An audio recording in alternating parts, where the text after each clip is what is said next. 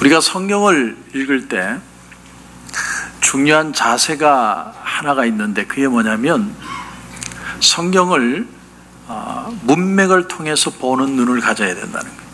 성경을 한 문장에 집착해서 그 뜻을 자꾸 파다가 그러다가 잘못하면 이단이 됩니다. 그러니까 성경은 항상 문맥이라는 게 있죠. 전체의 의미가 있습니다. 오늘 우리가 이 본문 말씀을 볼 때 결국은 동성애 문제를 얘기 안 할 수가 없습니다. 왜냐하면 오늘 5절에 보니까 여자는 남자의 의복을 입지 말 것이요 남자는 여자의 의복을 입지 말 것이라. 이같이 하는 자는 내 하나님 여호와께 가증한 자이니라. 이게 동성애에 관한 얘기로 보이거든요. 여러분, 이 동성애 문제는 이 시대의 뜨거운 감자입니다. 그러나 누구도 대놓고 이 얘기를 하고 싶어 하지 않습니다. 그러니까 제가 오늘 이 설교를 하는데 아무리 잘해도 본전입니다. 그런 설교를 제가 하는 겁니다. 그런데도 하는 이유가 뭐냐면 두 가지 이유가 있습니다. 첫째는 제가 은퇴하기 전에 성경의 모든 부분을 다 다루고 싶다는 개인의 목표가 있고, 두 번째는 더 중요한 이유인데 왜 이 말씀이 적혔는지 진짜 미닝을 알아서 하나님이 우리에게 주시고자 하는 진짜 참뜻을 실천할 수 있는 그 신앙의 도전을 받기 위해서 오늘 본문을 봐야 됩니다. 동성애 자체만을 우선 생각해 보면 적어도 동성애를 공개적으로 비판하지 않는 이 미국 사회도 적어도 사람들은 이만큼은 동의하는 게 있습니다. 첫째가 뭐냐면 자기 자식을 둔 부모치고 누구도 자기 자녀가 동성애자가 되기를 원하는 부모는 없다는 것. 두 번째, 자기에게 동성애 기질이 있다고 느끼는 사람은 처음에는 다 그것을 부인하고 거부하고 숨긴다는 거예요. 이건 뭘 얘기하냐면 본능적으로 사람은 거기에 모순이 있다는 걸 느낀다라는 것. 세 번째는 동성연애자 치고 자신의 기질이 환경에 의해서 좌우되는 게 아니라 천성이라고 말하지 않는 사람이 없다라는 거예요. 왜냐하면 이러한 기질이 타고난 것이라고 말해서 그것이 받아들여져야 그걸 도덕적으로 승인받기 때문에. 그래서 동성애는 기질이 천성적이다.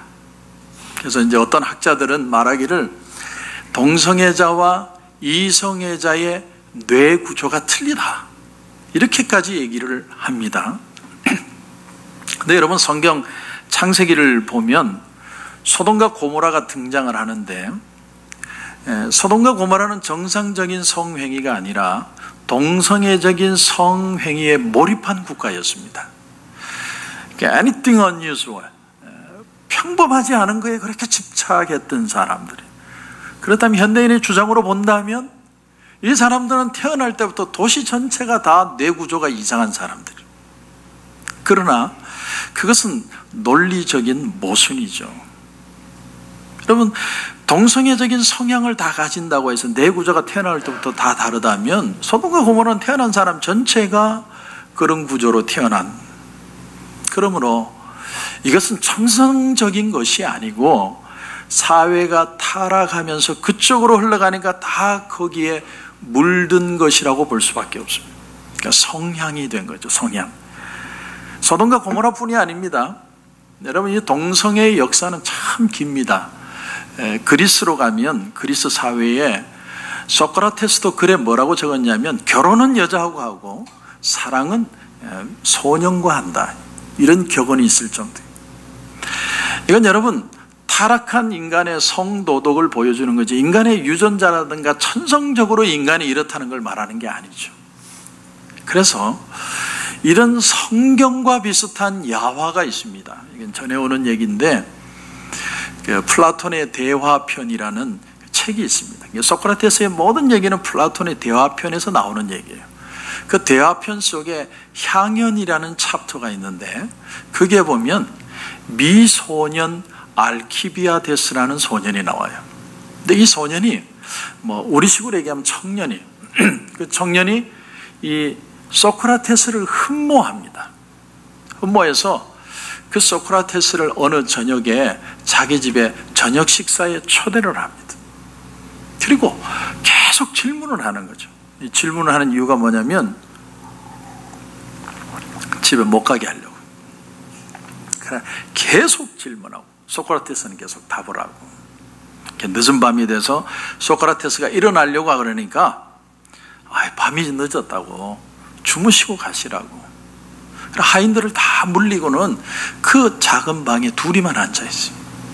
그렇게 얘기를 하는데 그 예의 가운데 어떤 얘기가 나오느냐면 선생님 제가 선생님을 어떻게 생각하는지 아십니까? 뭔데? 어떻게 생각하는데? 저는 선생님이 지금까지 제가 사랑했던 사람 가운데 유일하게 저에게 합당한 사람이라고 생각합니다. 근데 선생님은 한 번도 저에게 눈빛 한 번 주시지 않습니다. 저 자신은 더 높은 덕을 얻기 위해서 그게 더 중요한 일이고 그 일을 선생님보다 저에게 더 잘 도와줄 분이 없기 때문에 저는 선생님을 사모합니다. 근데 소크라테스가 뭐라고 대답을 하냐면 오 사랑스러운 알키비아데스 그러면서 하는 말이 자네는 내 속에 자네가 가진 미모보다도 더 아름다움, 환상적인 아름다움이 있다고 나를 보는지 모르겠는데 나는 아무것도 아닐세. 이제 밤이 겨울이었어요.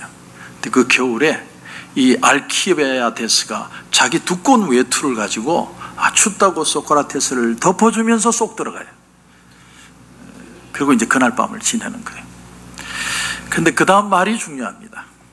나는 그날 밤을 소크라테스와 잤지만 아침에 일어나 보니 아버지나 형과 함께 잔 것과 조금도 다름이 없었다. 그러니까 이 소크라테스가 목석이었다는 얘기인데 그 사회가 어느 정도로 이런 동성애에 깊이 연연했는가. 그러니까 사람들은 내가 지금 가진 가치보다 더 성숙한 가치가 되기 위해서는 정신적으로만 뜻이 같으면 안 되고 몸도 같아야 된다고 생각하는. 그래서 동성애의 역사는 굉장히 깁니다. 지금 일어나는 문제가 아니에요. 그러면 왜 하나님이 이 만드신 이 세상에 이와 같은 기질을 가진 사람들을 만드셨는가? 이 질문을 안 할 수가 없어요. 원래 하나님께서 사람을 만드실 때는 하나님은 아담과 이브를 창조하셨지 아담과 스티브를 만들지 않았습니다. 남자와 여자를 만드셨습니다. 그런데 사람이 타락을 하면서 자연이 타락하고 환경이 타락하고 땅이 병이 들고 인간의 기질마저도 왜곡되는 현상이 일어났습니다. 그래서 인간이 타락하니까 땅이 가시와 엉겅퀴를 내는 바람에 사람이 땀을 흘려 일을 해야만 먹을 걸 얻을 수 있게 되었고 원래 건강한 사람은 건강한데 이 타락하니까 병이 들고 병 들어 죽고 전염병이 유행하게 된 겁니다. 원래 사람은 서로 사랑하면서 살게 되어 있었습니다. 그러나 타락하니까 전쟁을 하고 살인을 하고 범죄가 난무하는 세상이 된 것입니다. 그리고 처음에는 기후가 사람을 돕기 위한 기후였는데 사람이 타락을 하니까 태풍이 불어오고 하늘부터 억수 같은 비가 내려서 홍수가 나기도 하고 땅은 기근이 드는 그런 현상이 나타나게 된 겁니다. 모든 건 하나님의 뜻이 아니에요. 하나님의 원래 계획이 아닙니다. 하나님의 원래 계획은 우리를 낙원에 살게 하시는 거예요. 모든 사람이 풍성하게 살게 하는 것이 하나님의 뜻이었어요. 그러나 사람이 타락하면서 사람만 타락한 게 아니라 사람의 모든 환경이 타락하고 기질이 타락하고 사람의 성품이 타락하고 성적인 면마저도 타락하게 된 거예요. 그렇다면 동성애자들에게 무슨 메시지를 전달해야 되느냐?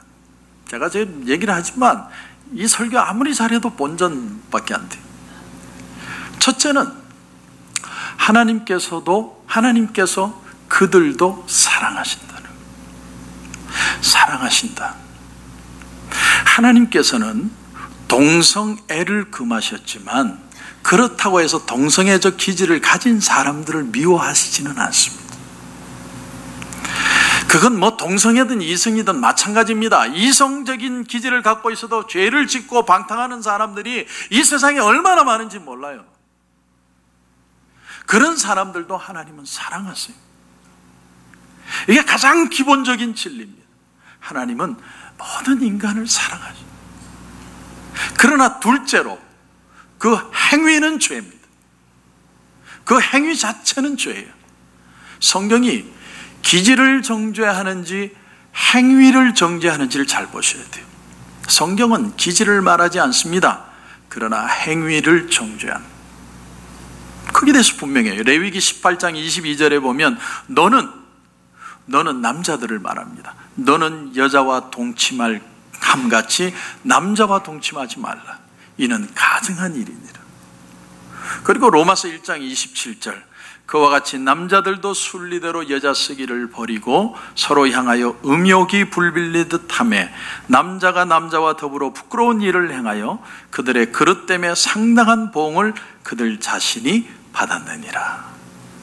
그러므로 셋째는 회개하고 추한 욕심을 버려야 됩니다. 회개해야 합니다. 많은 사람들은 천성적이라기보다는 왜곡된 욕심, 왜곡된 호기심, 또 혼동 때문에 그 길을 가는 사람들이 더 많습니다. 그래서 하나님을 떠난 인간은 방황하게 되어 있습니다. 그래서 하나님을 떠난 사람에게 하는 가장 큰 저주가 뭐냐면 이 세상을 유리하는 겁니다. 유리하는 것.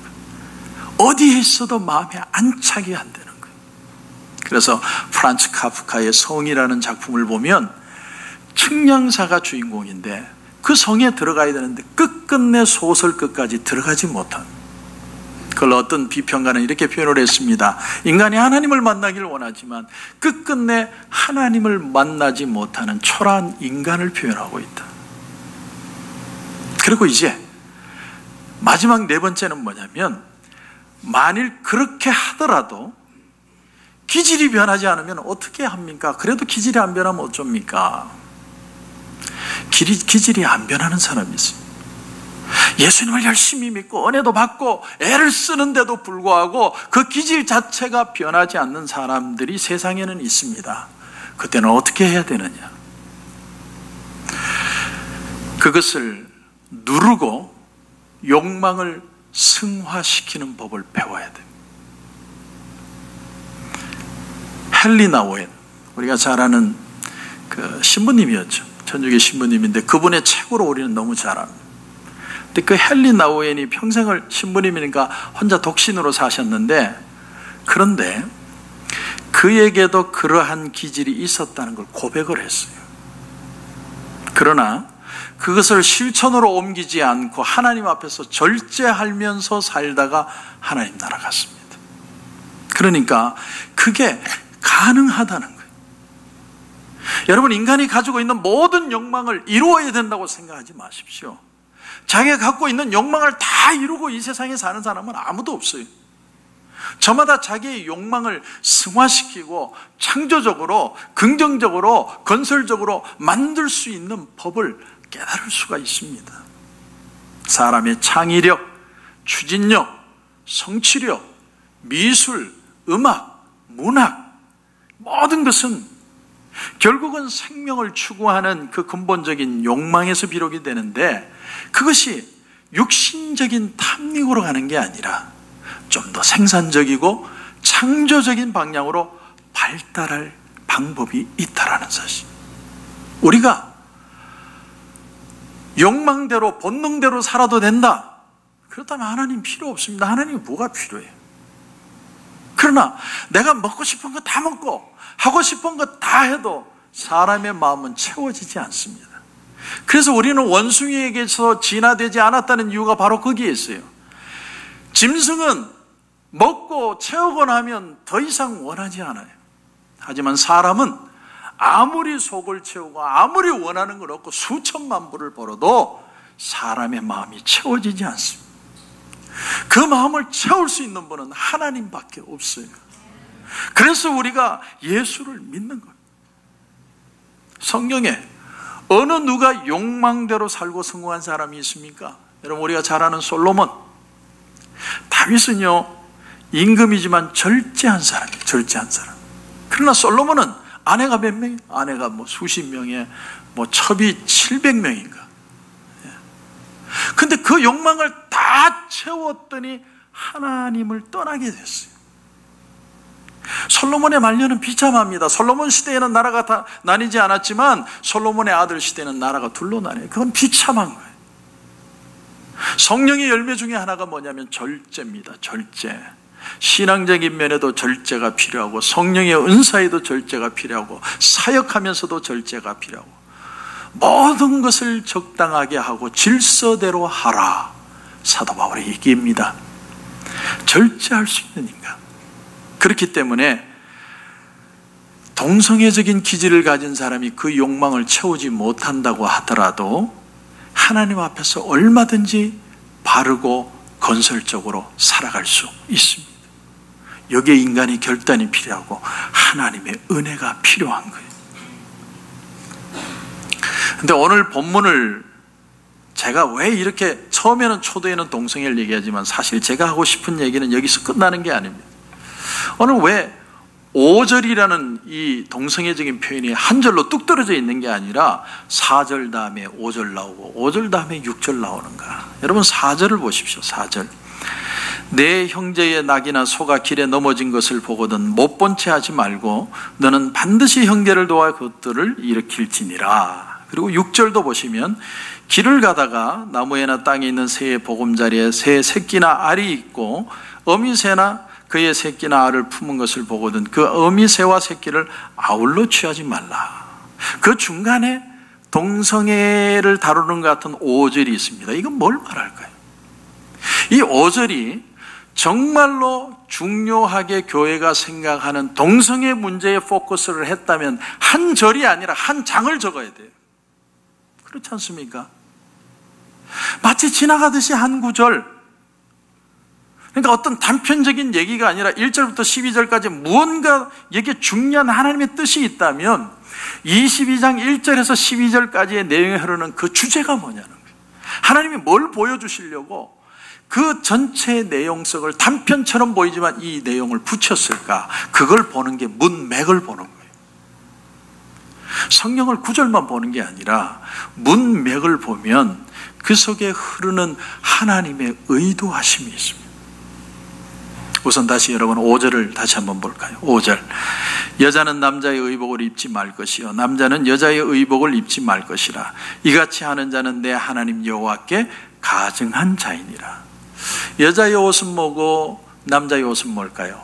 남자는 바지 입어야 되고 여자는 치마 입어야 된다는 사상은 우리의 사상이에요. 남자만 바지 입고 여자만 치마 입어야 된다는 생각을 옛날에는 안 한 적도 있습니다. 로마 시대에는 군병들이 미니스커트 같은 거 입었어요. 물론 보기가 좀 흉해서 그렇지 이번에 해리 왕자 결혼할 때도 보니까 그 참여한 사람 중에 치마 입고 있는 남자가 있더라고요. 그 영국이니까. 인도 여자들은 반면에 핫바지 같은 옷을 입었어요. 그러므로 여기서 말하고자 하는 남자의 옷, 여자의 옷의 개념은 어느 시대든 어느 문화든 그 시대에 여자의 옷으로 인식되는 옷이 있었고 남자의 옷으로 인식되는 옷이 있었다는 얘기예요. 성경이 말하고자 하는 건 뭐냐면 남자와 여자에게는 본질적인 차이가 있기 때문에 남자가 여자 옷이라고 칭하는 옷을 입지 말고 여자는 남자 옷이라고 칭하는 옷을 입지 말라는 거예요. 사회적인 역할이 아니라 성적인 아이덴티티와 외모에 관한 얘기예요. 여자가 남성적인 외모를 나타내려고 한다든지 아니면 남자가 여성적인 외모를 나타내려는 것을 성경은 금하고 있어요. 그렇다면 왜 목사님 여기 딱 한 구절만 표현을 했을까요? 저도 이 본문 보고 고민을 많이 했습니다. 여러분 옛날에 아주 유명한 배우 중에 말론 브란도라는 아주 잘생긴 배우가 있었습니다. 말론 브란도. 말론은 브란도. 말론 브란도. 그런데 그 말론 브란도의 아들의 수기를 읽어보면 그 아들이 어렸을 때 고민스러웠던 경험을 기록을 하고 있는데 가끔 말론 브란도가 자기 집에 남자친구들을 불러서는 파티를 여는데 아빠가 여자 흉내를 내더라. 여자처럼 행동을 하더라. 아들이 그걸 보면서 얼마나 혼동이 됐겠어요. 그러니까 말론 브란도는 제가 보기엔 동성애자가 아니라 바이, 양성애자 같아요. 그러니까 남자친구들이 왔을 때는 여자처럼 행동해요. 우리가 여기서 깨닫는 게 사실은 이런 겁니다. 말론 브란도 한 사람을 봐서는 내 마음대로 내 생각대로 내 하고 싶은 대로 다 해도 되지만 그것으로 인해서 상처받을 아들을 볼 때는 분명 아버지로서는 잘못한 거예요. 이거예요. 다시 말하면 말론 브란도에게는 아들에 대한 배려가 없어요. 하나님은 우리 각자를 사랑하십니다. 그건 불변의 진리예요. 그러나 또한 성경은 이렇게 얘기합니다. 네 이웃을 네 몸과 같이 사랑해라. 이 말은 남의 눈치를 보거나 남의 어떤 원하는 걸 따라가라는 말은 인생을 살라는 말이 아니라 하나님이 나를 사랑하는 것처럼 내가 내 몸을 사랑하는 것처럼 누군가를 배려하는 삶을 살 줄 알아야 된다는 거예요. 그래서 오늘 본문의 4절을 다시 보십시오. 4절. 내 형제의 낙이나 소가 길에 넘어진 것을 보거든 못 본 채 하지 말고 너는 반드시 형제를 도와 그것들을 일으킬지니라. 내 형제의 소라는 건 이 형제는요 이스라엘 백성을 가리킵니다. 그러니까 우리가 다른 사람을 볼 때 누구를 보든 형제나 자매처럼 동생처럼 보라는 거예요. 이 사상입니다. 이 맥 위에서 지금 이 얘기들을 나열해 가고 있는 겁니다. 정말로 형제라고 생각한다면 도와주지 않겠느냐? 그 사람의 입장에서 그 아픔을 생각해 볼 수 있지 않겠느냐? 그 얘기를 하는 거예요. 자, 그리고 6절도 보십시오. 길을 가다가 나무에나 땅에 있는 새의 보금자리에 새 새끼나 알이 있고 어미새가 그의 새끼나 알을 품은 것을 보거든 그 어미새와 새끼를 아울러 취하지 말아라. 우리 민족의 특징이 뭔 줄 알아요? 우리 민족은요 싹쓸이 민족이에요. 다 씨를 말려버려요. 어미든 새끼든 다 말려버려요. 그러나 어미와 새끼를 아울러 취하지 말라. 그건 멸종할 정도로 다 잡아먹으면 너들은 편할지 모르지만 생물 자체가 사라지지 않겠느냐. 배려입니다. 배려. 다른 생물들이 멸종하지 않도록 얼마든지 살아갈 수 있도록 배려하는 삶. 8절도 보실까요? 8절. 네가 새 집을 지을 때에 지붕에 난간을 만들어 사람이 떨어지지 않게 하라. 그 피가 내 집에 돌아갈까 하노라. 이 속에 면면이 흐르는 주제가 하나가 있어요. 그게 뭐냐면 생명을 너무나도 소중하게 여기는 원리. 생명을 귀중하게. 난간이라는 건 여러분 여기서 안전시설을 가리켜요. 안전시설. 제가 최근에 어떤 기사를 봤는데 한국에서 고가도로에 문제가 생겨서 옆에 만들어낸 보조시설로 그 시공하는 사람들이 4명이 올라갔는데 거기서 다 떨어져 죽었어요. 30m 높이에서. 보니까 밑에 너트가 다 빠져 있더래. 생명을 담보하고 그 일을 해야 되는데 생명을 아주 하찮게 해요. 집을 짓기 위해서 안전시설을 하는 건 주인의 몫입니다. 내가 돈 들어가니까 내가 귀찮으니까 나는 이거 안 할 것이다라가 아니라 그렇게 해서라도 사람을 보호해야 된다는 게 성경의 정신이에요. 그게 형제사랑이라는 거예요. 1982년에 어떤 나쁜 사람이 이 약국에서 파는 타이레놀, 그 타이레놀을 사서 약뚜껑을 열어가지고 그 안에 청산가리가 들어있는 약을 넣었습니다. 누가 그랬는지 아직도 못 잡아요.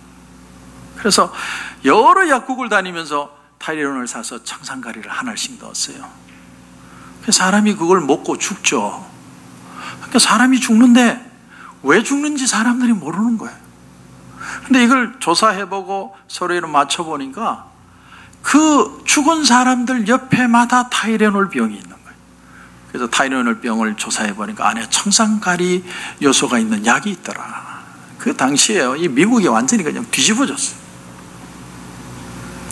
근데 이 타이레놀을 제조하는 잔슨이라는 회사가 어떤 결정을 내렸냐면 전국에 있는 모든 약, 시골에 있는 모든 약까지 싹 다 타이레놀을 다 수거해라 결정을 했어요.